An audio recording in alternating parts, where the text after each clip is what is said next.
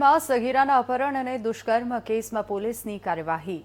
કેશોદ પોલીસે ભરત સોલંકી સહિત 4 શખ્સને સકંજામાં લીધા છે। મુખ્ય આરોપી ભરત સોલંકી પર જબરીથી દુષ્કર્મનો આક્ષેપ છે અને ઇકો કારમાં સગીરાના અપહરણ બાદ દુષ્કર્મ આચરવામાં આવ્યું હતું।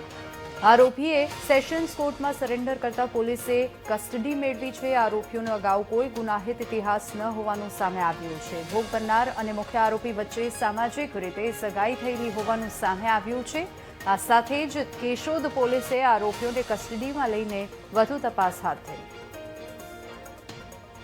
કેશોદ પોલીસ સ્ટેશન ખાતે ફરિયાદીએ આ કામેના આરોપી ભરત ભીમાભાઈ સોલંકી, સુનિલ ભીમાભાઈ સોલંકી, રાજુભાઈ સોલંકી તથા ગીતાબેન સોલંકી વિરુદ્ધ તેઓની ફરિયાદ જાહેર કરેલ કે તેઓની ભોગ બનનાર દીકરીને આ કામેના પ્રથમ 3 આરોપી ભરત, સુનિલ અને રાજુભાઈ ઇકો ગાડી લઈ આવી અત્રેથી અપહરણ કરી લઈ જઈ આ કામેના આરોપી નંબર 4 ગીતાબેન સોલંકીના હોય આ કામેના મુખ્ય 3 આરોપીઓને મદદગારી કરી આ કામેના ભોગ બનનારને આરોપી ભરતે બળજબરી કરી શરીર સંબંધ બાંધેલ હોવાની ફરિયાદ આધારે આરોપીઓની તપાસમાં હતા।